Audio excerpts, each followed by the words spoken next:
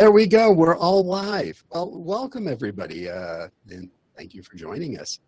We're going to have a panel discussion today about a variety of different things dealing with the workplace, accommodations in the workplace, what it's like being in the workplace, maybe what the workplace should be like, or how people should be prepared to be in the workplace.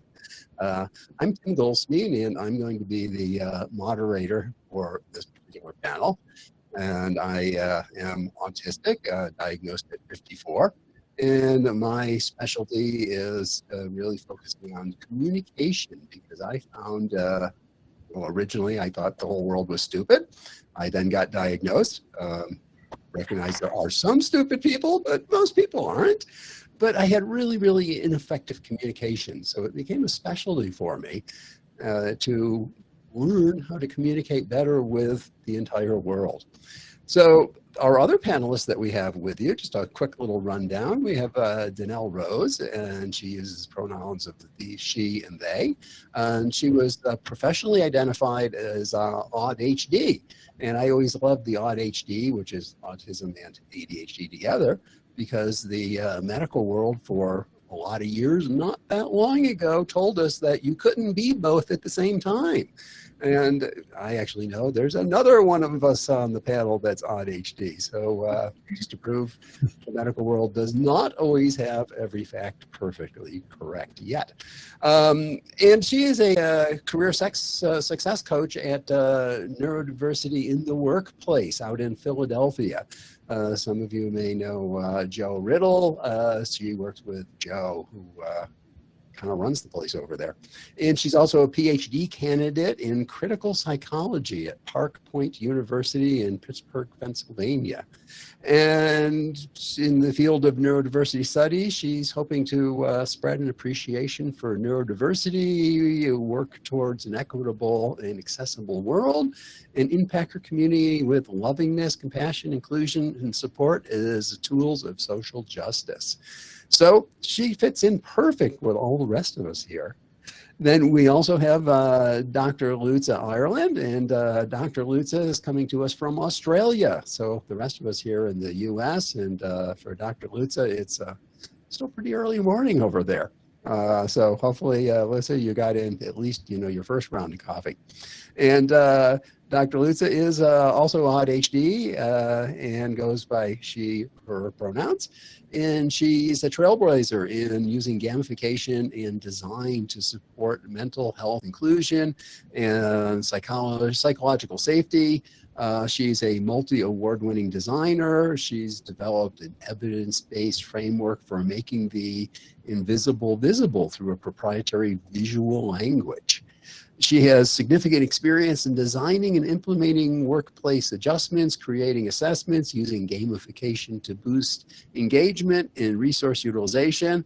And she applies her experience in psychology, design, research to enhance workplace inclusivity and performance, and consults with a whole bunch of Fortune 500 companies, and works in inclusive employment pathways. And her work has earned her multiple awards in design. And what can I say? I always feel stupid when I talk to Lutza, because she just has done such a cool job in things. And with me is my good friend Dave Thompson. Geez, if I can pronounce you, for a good friend, I should be able to pronounce your name right, you think. But, hey, it's live, so things are going to go wrong, right? And he's a neurodistinct self-advocate who's been working in the neurodiversity employment since 2010. So he's been working in neurodiversity employment longer than most people have known neurodiversity employment even existed.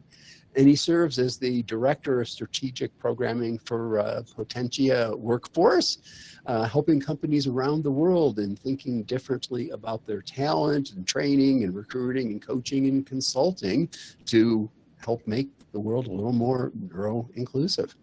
So that is our panel. And let me switch back over and get that out of the way so I can actually look at everybody here. I'm going to start out with a question, just kind of throw it out to whoever wants to answer this one here first, and then we'll work our way around and have everybody chime in. What do you think of the statistic that is thrown around oh so often about 85% of autistics being unemployed.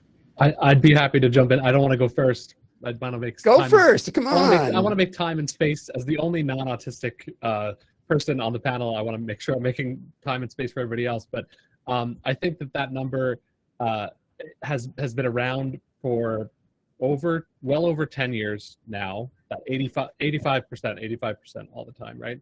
Yep. It was a very U.S. specific number when it came out, and obviously times have been a changing, right? This dives in real quick, but I just want to say self-identification is valid and so important. The people we were looking for as being autistic is not reflective of the full scope of autistic people at all, right? And so, Google searches for the word neurodiversity have increased by 2,400% in the last 10 years. These conversations are changing very, very rapidly. So I'm a bit pessimistic about most statistics because the neurodivergence and neurodistinction and neurodiversity is collectively defined and constantly evolving, right? And it's hard to get these numbers like pinned down, right? So unemployment and underemployment is a problem, but I wouldn't put too much stock in that 85. I completely concur with you. And I would even go back and say, it's really funny. The only place I've tried to find where that number came from personally. I've gone searching. I've spent time doing that. And the closest I came was there was a Deloitte study that quoted the Autism Society of the UK as having that number. But there's absolutely nothing I can find from the Autism Society of UK that says anything about that number. So it's kind of like quoting, I overheard somebody saying down the street that, this was the stock to go invest in. But somehow it has become the number that sticks. And to me, my big hang up on it is we are making employers think that they don't hire autistic or ADHD or pick any distinct category you want, people already. We're trying to make it into this, oh my God, these people, they're special and you're going to have to do all kinds of crazy things to hire them because, hey, only 15% of them actually work, And I'm convinced if it's 15%, I work with every single one of them. So it can't be. But that's my big concern is that number's promoted so much and it makes employers think that this is something new they're breaking into, not they're already sitting in your chairs. So I don't know, come on, Danelle or Dr. Litza, what's your thoughts? Oh, I could go on and on about numbers, which I will not, because one of the really golden tips Tim has given me about communication is to keep it under 2 minutes and then ask, did it answer your question, without going on for another 25 minutes like I feel like I should.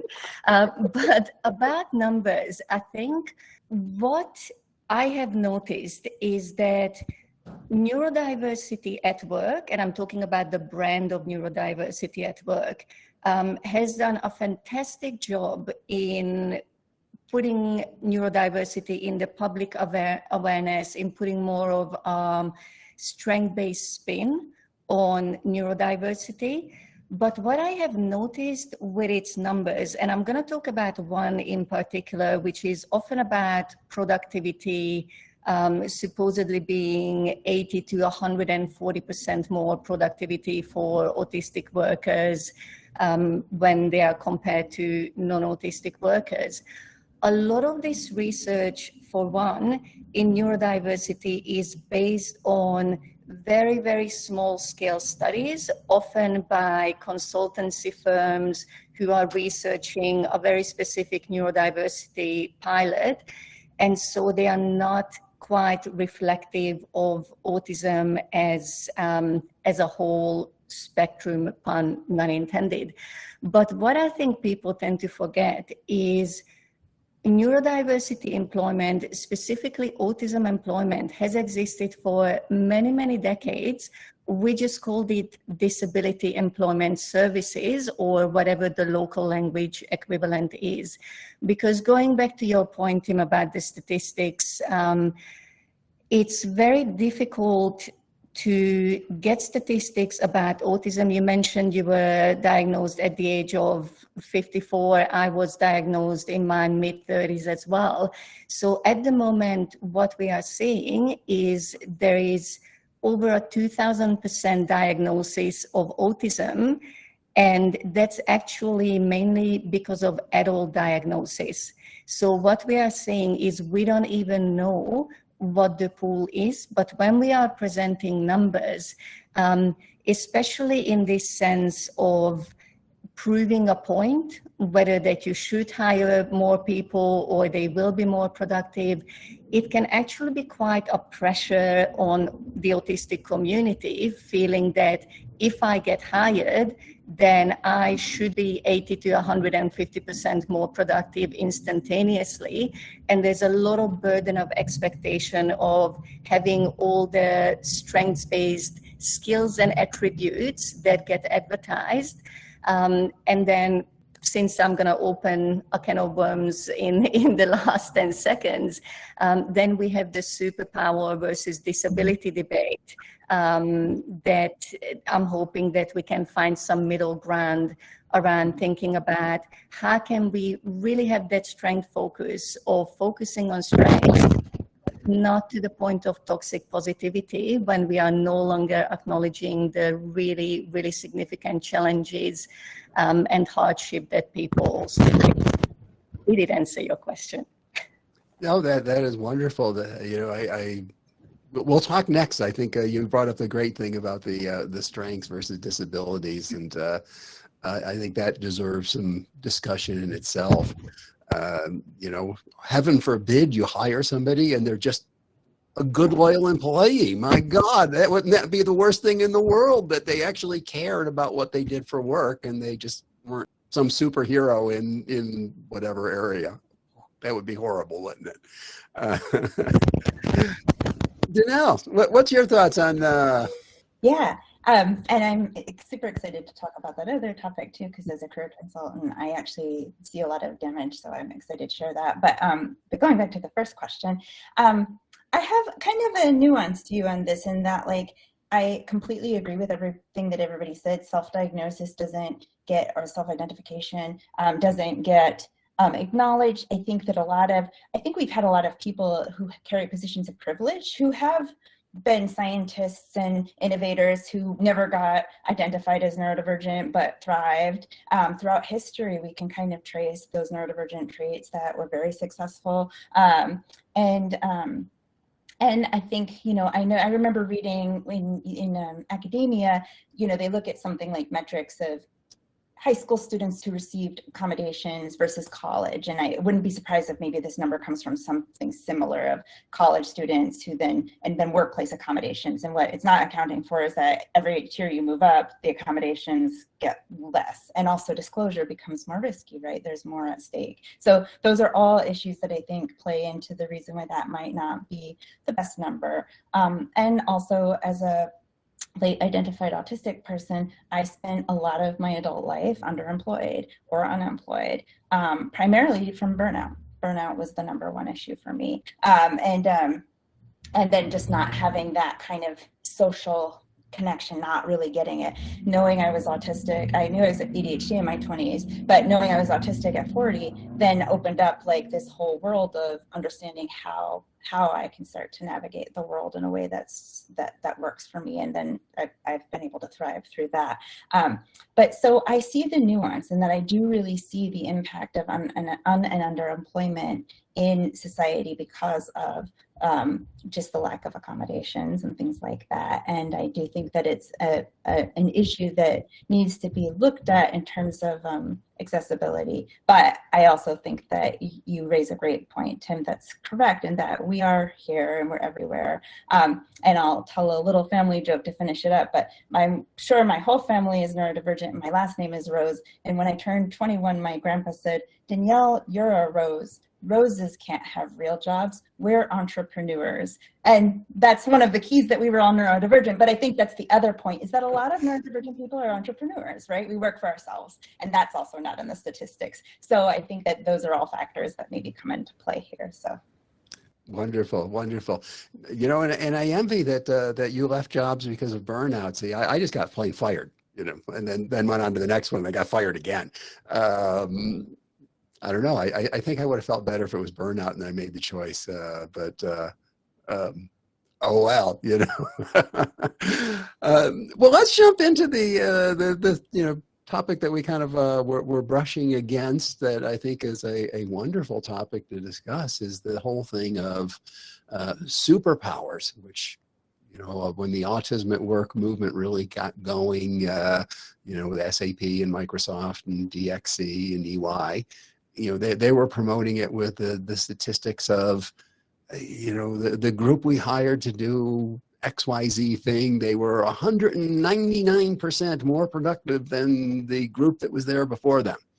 And, you know, my personal take on that is, you know, what a great way to sell who we are, by going in and saying, you people are friggin' idiots, and that's why you should hire us. Just doesn't seem to me that it would be a good advertising campaign, but that was the one we seemed to use. So what are thoughts? Jump in, whoever wants to hit it first. I'll go. Since I said I was excited, although I feel like Dr. Lutzo should go, but I'll dive in.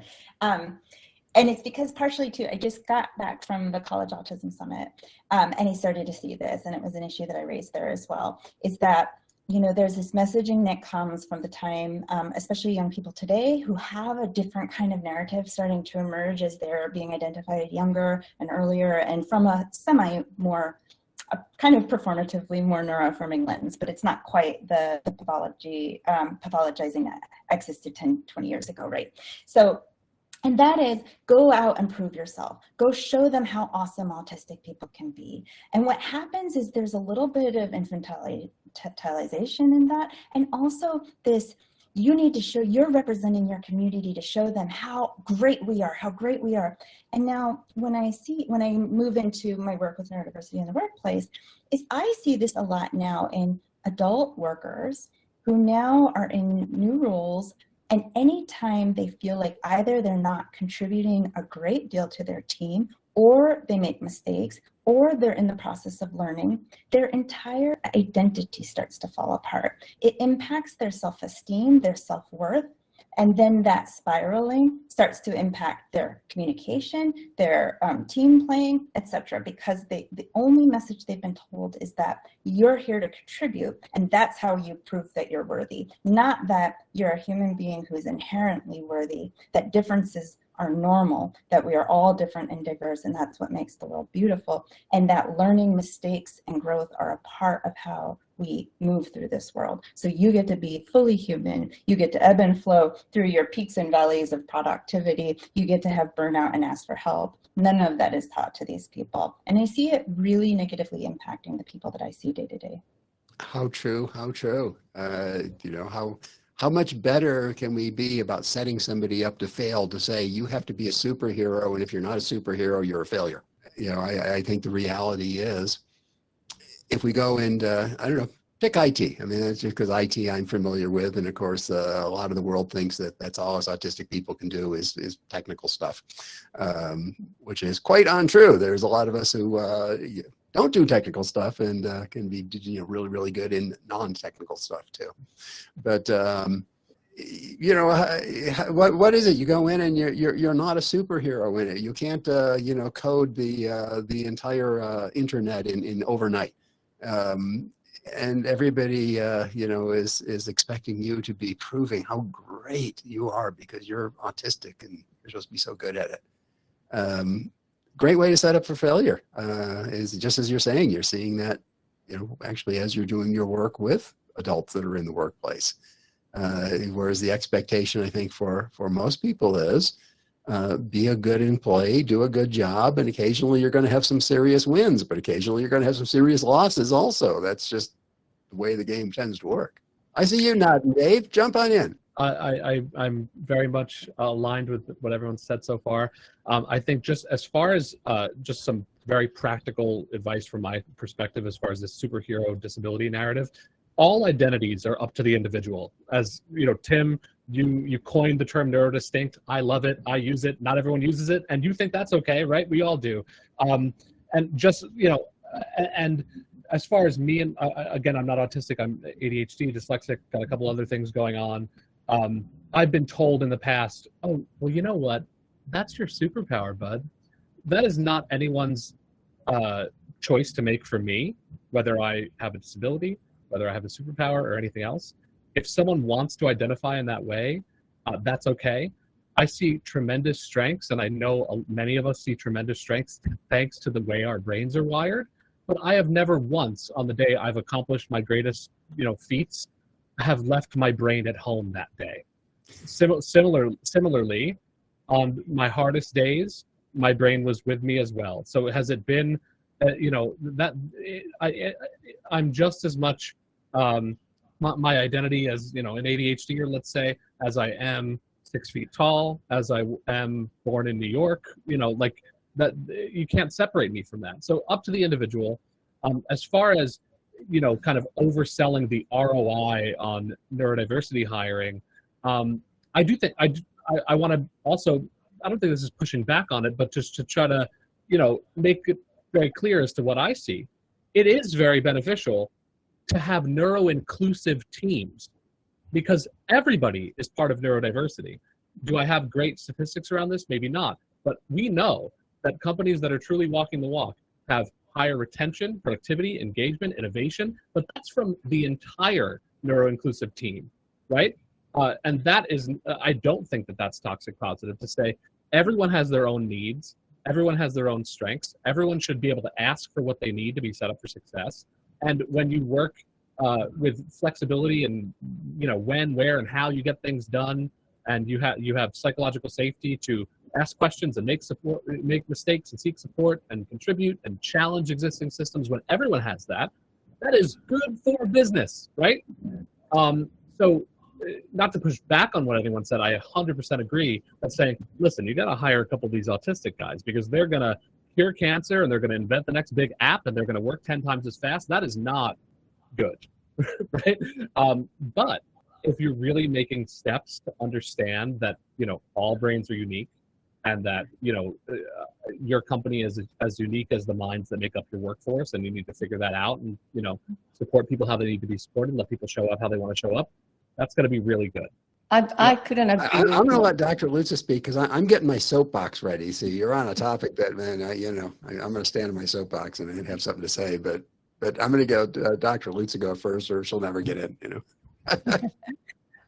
I would really like to share what I have seen in the past few years around how neurodiversity is positioned, and absolutely agreeing with your point, Dave, about it's really cognitive diversity of a whole team that creates productivity and innovation, to the point where with the neurodiversity model, it's basically built on saying that it's you have different skills and different types of minds.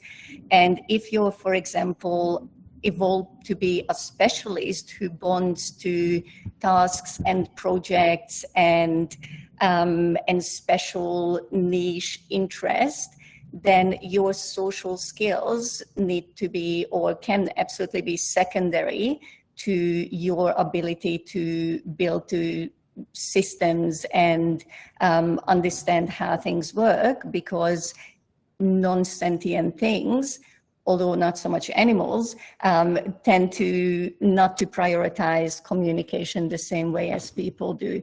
But what I really hope is happening at the moment is that as neurodiversity type of group, we are going through the storming, norming, and performing slowly but surely, because I actually am immensely grateful for all the specialist learning, DXC, and so on, neurodiversity pilots, because they have done an incredible job with making neurodiversity more known and more popular.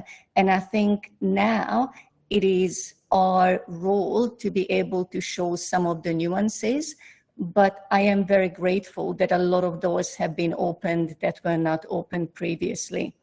What I'm also saying, though, is that there is a lot of focus on hiring and not a lot of focus necessarily on what do we do with people who are already working. And most of my work for the past couple of years is more concerned with what I often call neuro-inclusive performance coaching. A, because I now work in corporate, and B, because that means that people don't need to disclose whether they are neurodistinct or not. It may be their peers, their managers, or neurodistinct people themselves who just want to get some tools on how to perform better and be more effective. But I do want to say that one of the things about whether it's about superpower or being very supposedly loud and proud about our identity, also needs to be treated with a bit more nuance and respect, because I think it's also very important that we have some advocates who are loudly and proudly disclosing. And I think it's also very important to understand that for some people, it's downright dangerous to disclose at work, and it would actually doing them a disservice to disclose, and that needs to be appreciated as well. And I want to kind of hopefully not open up a completely different segment, but I do want to also just talk a bit about that while self-identification is valid, and there are many, many barriers to getting diagnosed.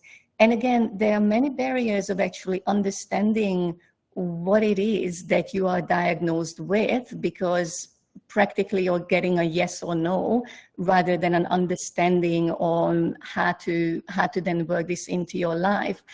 I will say that as much as I have obviously very openly disclosed, I have it in my email signature, I always have my neurological identification in any kind of public appearances.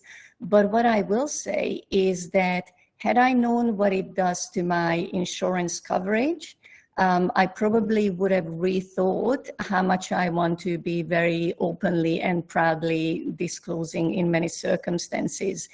And that goes to the fact that, for example, quite recently, there has been a lot of upheaval around, in my state, driving.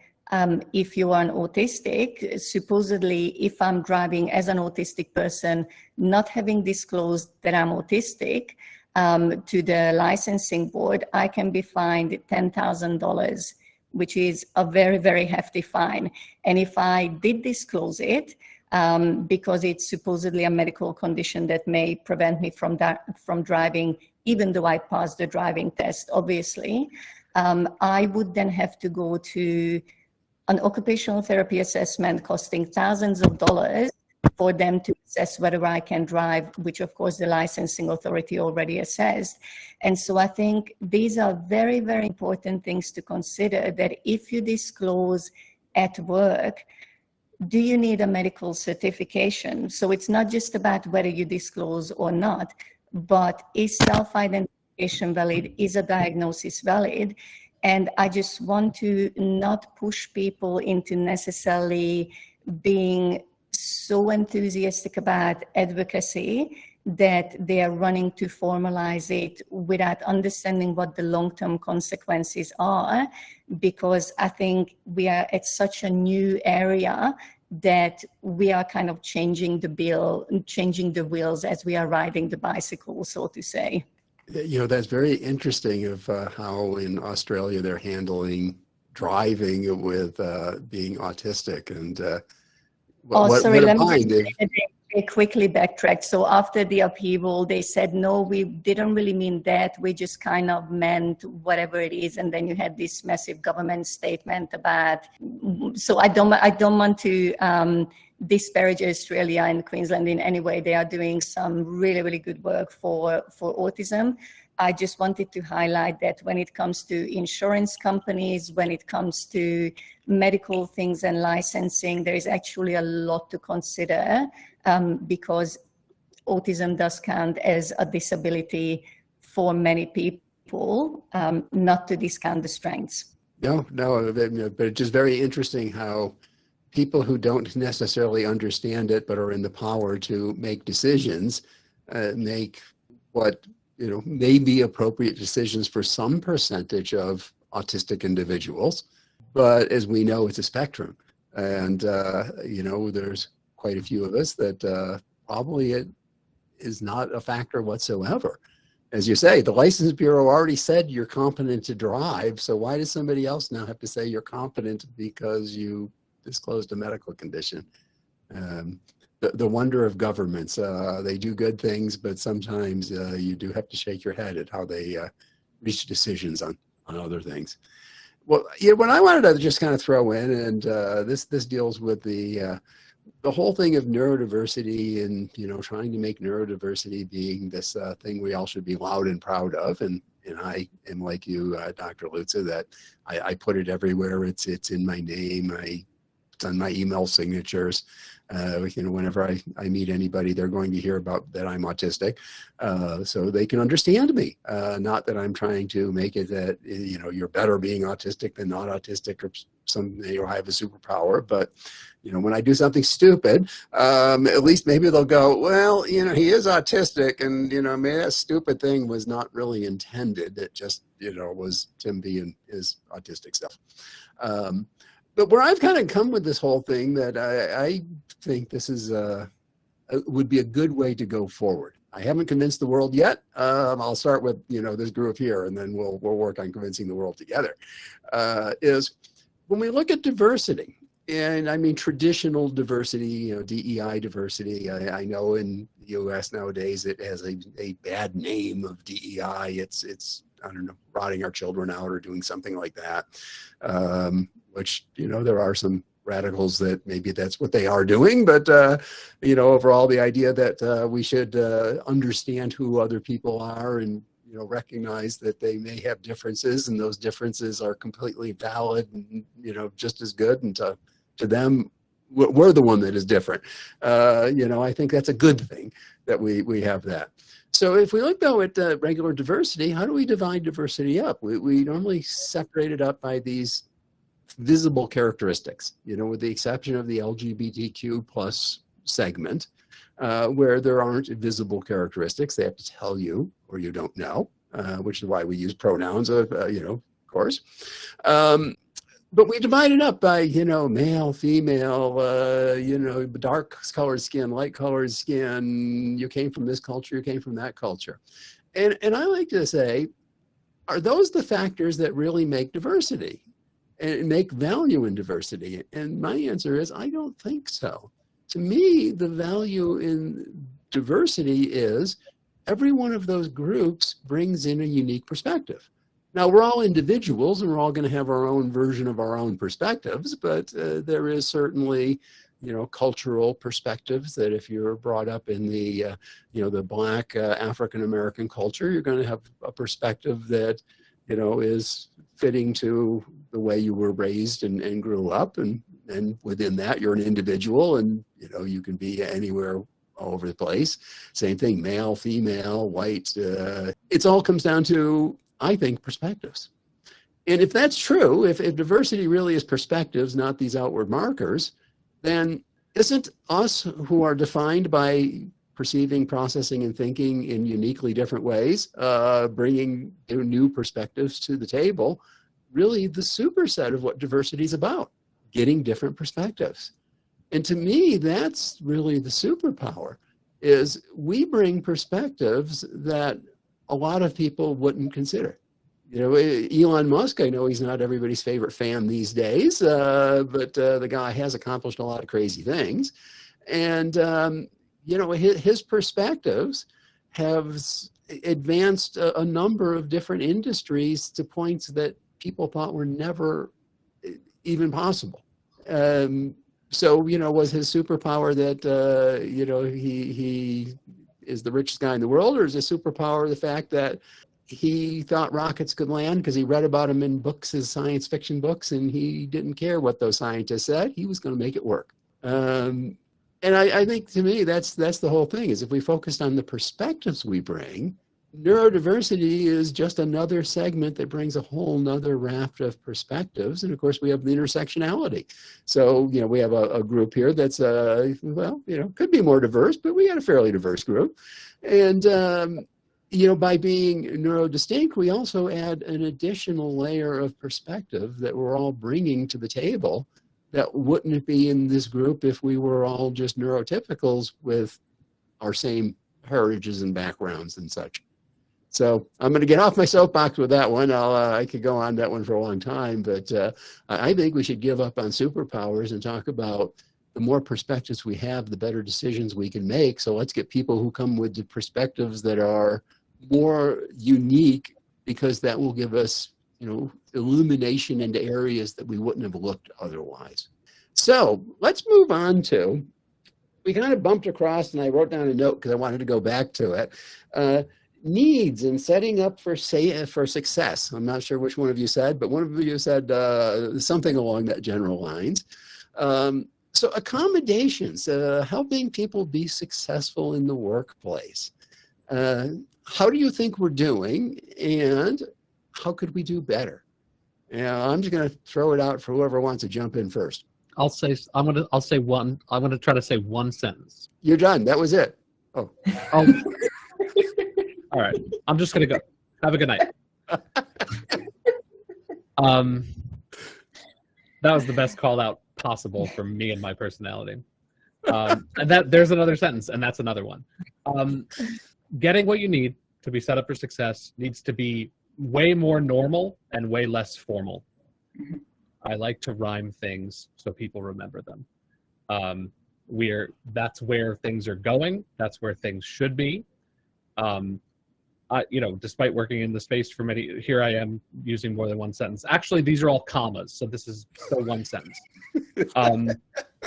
I spent many years in this field before talking about me and my brain, and that I was a special ed kid my entire life and all that, before I had the psychological safety to talk about me and my brain and what I needed. So, you know, this stuff can, of course, be very stigmatizing. And like Dr. Lutza said, there's plenty of reasons why you might not want to disclose, but you should be able to ask for what you need. So, for example, if I need noise-canceling headphones to drown out the sound of my neighbor's chair squeaking over and over and over, and that means the difference between me being able to deliver for my employer or not, what is keeping us from, you know, giving people that ability? And that's where my one sentence stops.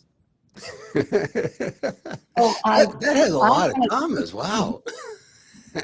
I just want to jump onto that and say, absolutely brilliant, couldn't agree more, including the fact that that neighbor with the squeaky chair should be able to get a non-squeaky chair purely because their chair is squeaking. So they don't have to prove anything other than this is not optimal for me and the people around me.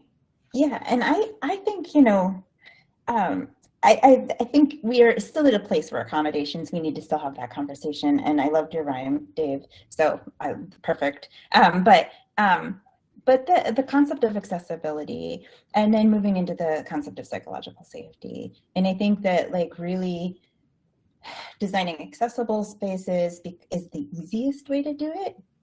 Because I call this fire prevention rather than putting out fires. It's just like you're just setting up safe space, and then that psychological safety. And that's kind of the paradigm shift right there. How do we create safe, psychologically safe work environments that are inclusive? And then there still might be accommodations that creep up because even just within neurotypes, there's conflicting sensory needs, et cetera. And those kinds of things you can kind of do the little dances with. But ultimately, it's how do we set up accessible and psychologically safe workplaces? You know, I like to think about things in simple ways because then I can remember them.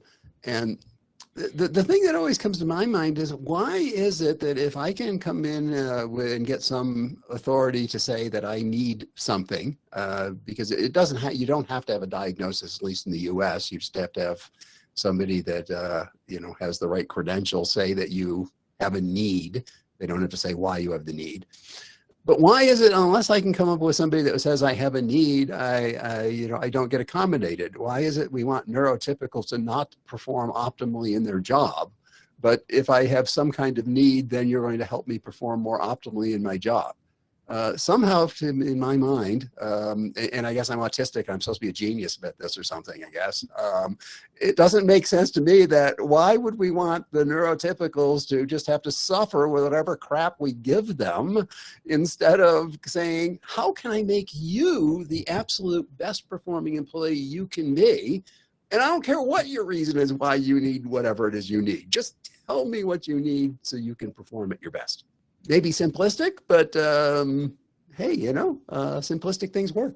I think this is a very good question, and I will take it literally for for I am autistic. But in answer to your question of why is it so difficult to get away from what I tend to call the diversity Hunger Games, and why can't we just allocate resources, especially when we actually have them, as opposed to safeguarding it? And the answer to that for me is in the legacy system of healthcare, where we are literally collecting points to hit certain criteria that will either warrant you getting resources or not. So if you think about how it works with your medical insurance, with any kind of social safety net that people may have, this is the culture, and work is just another spin-off of it, that people are gatekeeping resources and say, until you can prove it that you meet the criteria, when I can no longer resist giving you some kind of resources, you are not getting it. What I have been very, very pleased to see, especially in bigger corporate workplaces, is the acknowledgement of universal design, like Danielle said it, that it is about focus on accessibility. And my most heartwarming experience with our neurodiversity pilot that a big corporate client has conducted is when I asked a new starter what type of accommodations they needed.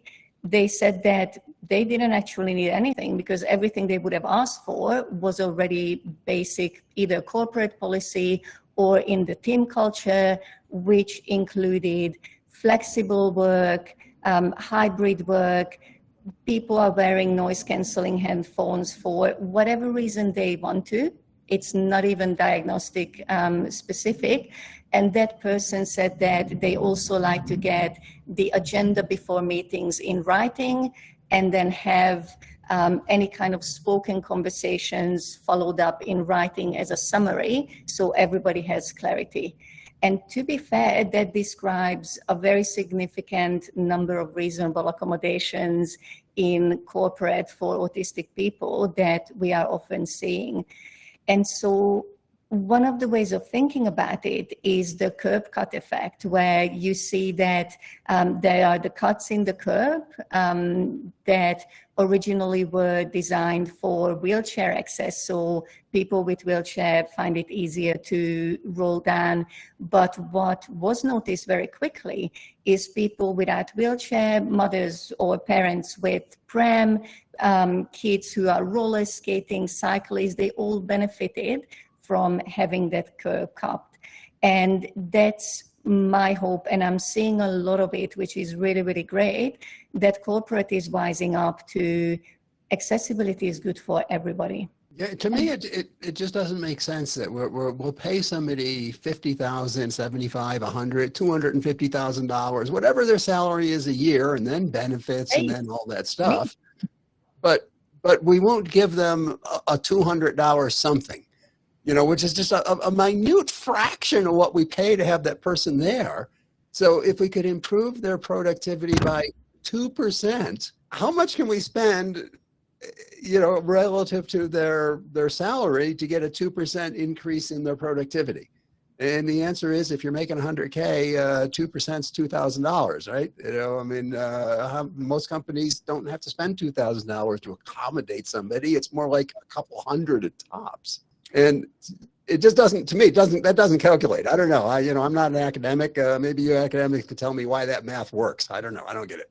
I'll chime in because I Please. have I'm going to piggyback on Dr. Lutz's concept of this kind of gatekeeping of resources. And I think one important thing to kind of keep in mind is that, and kind of looping also, Tim, to your point earlier about DEI and how it's a movement that's happening and that we're a part of it, is that corporate structures really were designed, that the corporate culture was designed to exclude certain people, right? Initially women, all kinds of other people.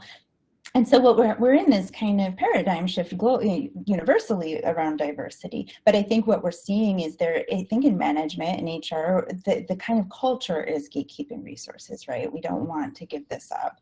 If we give it to one, we have to start giving it to everybody. It's that kind of social problem that we see everywhere. And so I think that ultimately it's that philosophical shift that we need to get at. I think it's really just residual. I don't even think corporate cultures know why they do it, because those are the rules. And I think that historically that gives us some answers, looking back historically.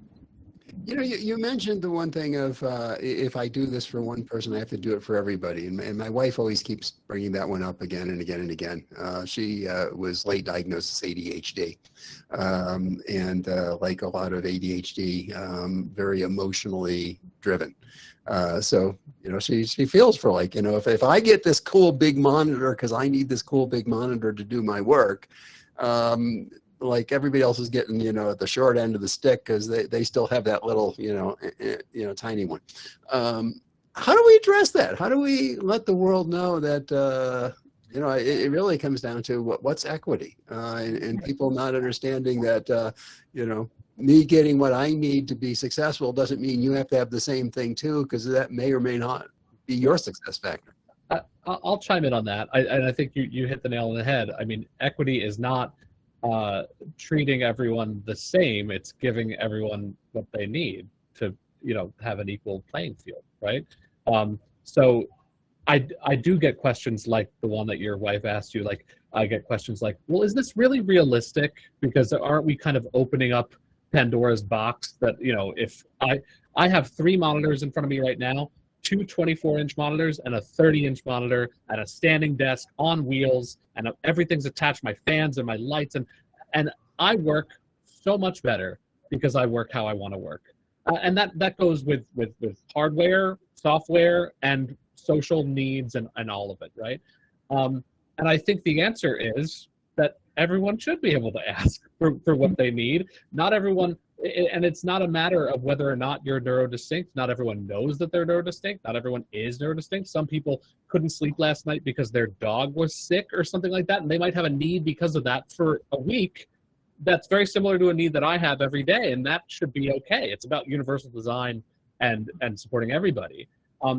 Another short anecdote, and Dr. Lutz, I know that you're not based in the States, so I'll just touch on it briefly. In the United States, for someone like me who was diagnosed at 5 years old, I went through something called special education, which is being in a separate classroom and having everything special, including this paperwork that followed me throughout my school career called an IEP, or Individualized Education Plan. And I've been asked in that context, should we get rid of IEPs and should we get rid of special education programs because they're not inclusive? And my answer is that everybody should have an IEP. Mm-hmm. And just like everyone should have an individual education plan, everyone should be, everyone should have a person-centered manager, a manager that's considering them and their needs. And that doesn't mean treating them the same as someone next to them. It means, getting the same treatment by also getting what you need. You bring up something really, really interesting, or I think is really interesting. And I've been told by a lot of people we shouldn't talk about it this way because it's going to scare off companies from hiring us. But that goes back to the fact that we just have to admit they already are hiring us. We're already there. And what that is we have a generation now, and you were probably kind of at the, at the front end of the generation, Dave, but, now as your generation is coming into the workforce, they're coming in knowing they have some neurodistinct condition. They've used to having some kind of IEP. In Australia, it's not called an IEP, it's called something else, but, there's the same concept in most of the, more modern, societies, of some type of special education, some type of, accommodation to help them more and better, all of those things. So we now have these kids, I say kids because, I'm an old geezer. So, kid to me is anybody under about 35 or so. So we have these kids coming into the workforce, and they know that they have some type of unique, distinction to them. And they also know that they have rights, because their parents went and fought for them and got them these things that the school didn't, as Dr. Lutza says, the Hunger Games, they went and fought the education Hunger Games and got them the IEP and got them the special needs that they needed to come out with the best outcomes they could possibly have as their educations. But what is happening is we have lots and lots of companies that aren't aware of neurodiversity, and they're not very neuroinclusive. And we're now running into the collision of employees that know they are and know that they actually have legal rights in most modern countries. And, heaven forbid we speak about this, but if you don't accommodate them, you're going to get sued. It's really simple. And guess what? There's a whole cadre of lawyers out there that would be more than happy to take on these lawsuits and go sue you if you, the company, don't do the things you're supposed to legally bound to do, and even ethically you should probably do. Take care of your employees. I know taking care of your employees isn't a big thing these days. It's get rid of people so we can make our stock go up. But I don't know, any thoughts about that, of, what companies need to think about or should think about with this, what can you say, the generations coming in that are aware of who they are and what their legal standing and rights really are? I would like to jump in here to address this as part of a bigger question, which is my, I guess, slice of solution that we are working on, which is basically user guides for everybody. And it's interesting, Dave, you mentioned that I'm not in the US, which is very true. And I'm always very grateful when people can explain the differences in cross-country operations. Because I have worked a lot with Fortune 500 companies in the past few years, they also tend to be quite dispersed across the globe. So one of the difficulties when it comes to scaling accommodations, for example, for a company that has 100,000, 500,000 employees, is even down to the country legislation, or what does your country acknowledge as a disability, what are the laws, what are the resources, what are the government schemes, and so on. And so my company, which is UGuides, it's short for User Guides, is using generative AI to assess anyone and everyone who would like to know more about how they would work their best at work, and creates a user guide and or an adjustment passport. So an adjustment passport, and I know in the US it's called accommodations, but many people have many different ways of talking about it. It's essentially an inclusion passport, but that is for people who are openly disclosed and are saying, I am willing to embark on this sometimes incredibly arduous HR process that can conclude in legal processes in worst case scenarios, but that is a formal way often to say, I am legally considered as a person with disability. And so based on disability discrimination rights in countries where there exist, I am entitled to accommodations. But our point is that even if you don't have any disability, or you don't know that you have a disability, because I think the majority or a very large chunk of people at the moment have disabilities, by which I often mean they are disabled by environmental barriers to be able to operate. They can have a user guide, and often a user guide and an inclusion passport is the exact same in terms of content. You just have a choice whether you're going down a more legal, formal path, or just an FYI, this is how I work, my best type of path.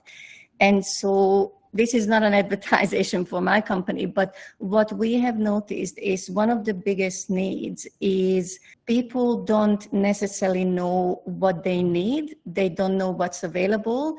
HR don't know what to offer, what to recommend, what they have available. And so when it comes to having all the information that considers legislations, local language, rules, and an assessment that assesses cognitive diversity, sensory diversity, and just general abilities, this is where I'm very excited, the potential of technology, especially generative AI, because it takes a very, very special HR person to be able to know every single physical, cognitive, and other distinction from a human being, and then know all the relevant processes across every company and every country. So these are ways of thinking about having user guides rather than having just adjustment passports. You know, it's so interesting the way you kind of said it and glossed over it, but I think it's really a big point. Is I do have two friends. One is the accommodations head for one of the biggest tech companies in the world, and the other one was the former accommodation head for one of the biggest financial companies in the world. And the inside joke is somebody comes and asks for an accommodation, and the first thing they get asked is, what do you need? And the person says, I don't know what I need. What can you give me? And they say, I don't know what we can give you. What do you need? And then they want some expert to tell them what they need.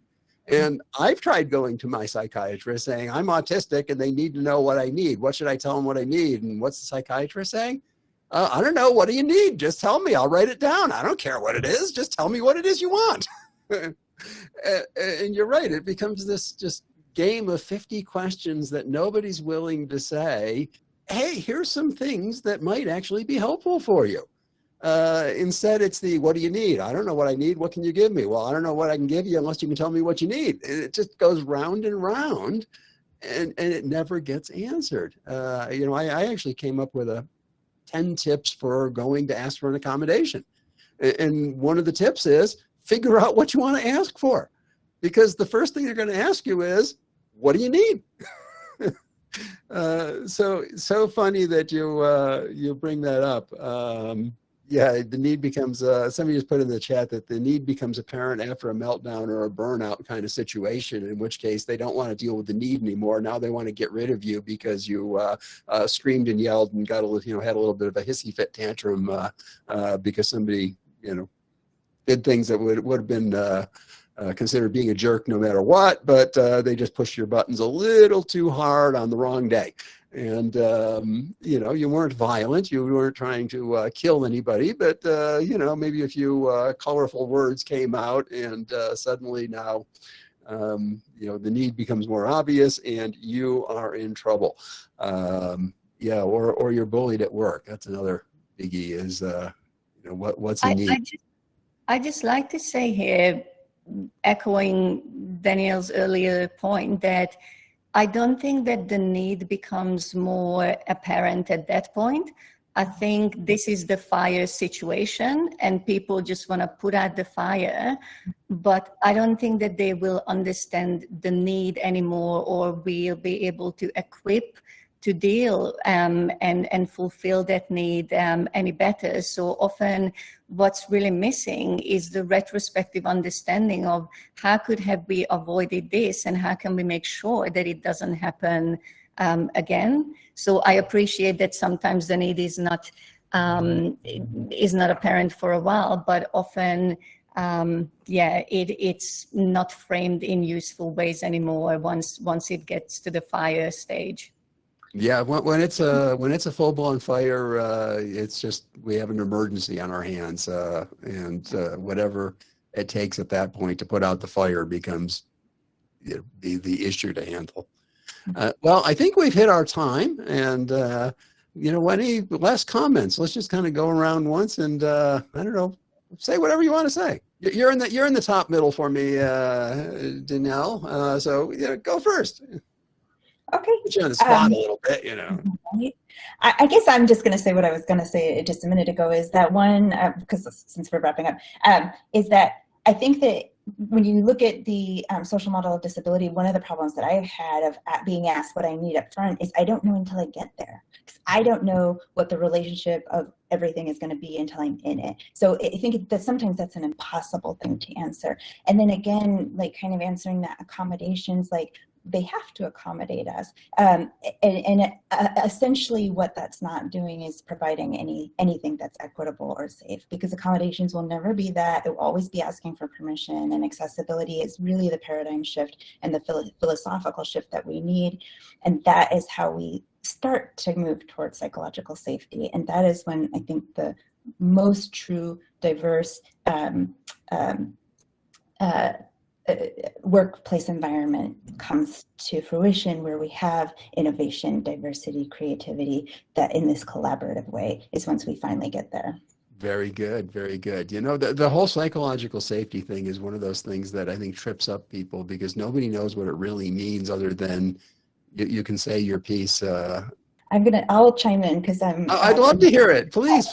Nancy Doyle said the most beautiful thing, and I think it's 1000% correct, is psychological safety is the safety to say when something is wrong. And I think that is the most, if you start everything else, then after it explains everything else. But when you're safe enough to say when something is wrong, that is the epitome of psychological safety. And I think that's the standard where we need to hold it. That's a good definition. I like that one. The one I use is, if people would just consider what I say as if there's actually a grain of truth in it, right? I mean, because if somebody's saying something truthful, they actually tend to, they think about it. But instead, too often, people just dismiss it out of hand ahead of time. So I think very much in line with what Nancy's saying. She always has wonderful, great work. Dr. Lutza, you're next. Women first. I would like to say thank you for everybody, and I just want to call out that I really appreciated Dave saying at the start that he would like to provide some space for autistic people, and I just really want to highlight the absolutely amazing allyship that we often have at work. And we would not be where we are without it. So just wanted to express for everybody who may be listening even to the recording that not being autistic doesn't mean that you have less of a role and less of a seat at the table. So thank you so much for everybody, autistic and non-autistic. Dave. We'll give you 2 sentences. No, you can have as many sentences as you want. It's going to be one. It's just going to be colorful. This is part of it. So thank you for that, Dr. Lutz, and thank you, each of you. I think I'm mad we're getting to psychological safety now, because I could really do like an hour. I could go for another hour. It's late. I got to put my kid to bed and stuff. But this is such a great topic, and maybe we should all get together soon and just have another chat. I would love to do that. Oh yeah, let's do that.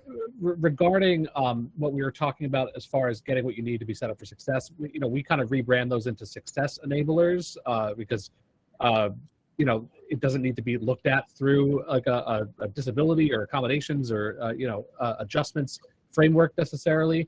I always encourage teams, not just ND professionals, but teams to explore, embrace, and share what sets them up for success. And that explore part, that first step, is so critical, because of what some of you were just saying about not knowing what you need. And you know, when I was really invited to do that, I had such aha moments about myself. And not only was it great because no one's ever asked me that before, invited me in that way, but also that I'd never asked myself some of these questions. So that exploration is really, really important. And also just one more note about that, those needs change. Just like how psychological safety is not something that a box you check and something you accomplish and you do a training and it's over. You know, what happened with COVID and psychological safety? It all went out the window no matter where you were at in your career or whatever, right? So just like that, your needs are evolving and changing, and that stuff is never over. And on any morning, on any given week, you should be able to tell someone what you need, whether it's temporary or permanent or whatever, whether it costs money or it's just me bringing my squishy balls in my headphones or something like that. This goes for everybody, not just ND job seekers and professionals, but every single person, not just because it's the right thing to do, you know, for a very underserved, underrepresented population, underemployed population, but also because it's great stuff for everybody. So that's all I'll say. That was one sentence, right? Yeah. That was good. Okay. That was good. Great. I think it had 3,000 commas. Shakespeare would have been. I use semicolons and dashes and parentheses too. Ooh, cool. Okay, just making sure everyone. Well, thank you so much. Thank you, Danelle. Thank you, Dr. Lutza. Thank you, Dave. I know it's like, you know, real late for you know, Danelle and Dave, and I know for you, Dr. Lutza, it's like early in the morning, and you probably still have to go get that next coffee.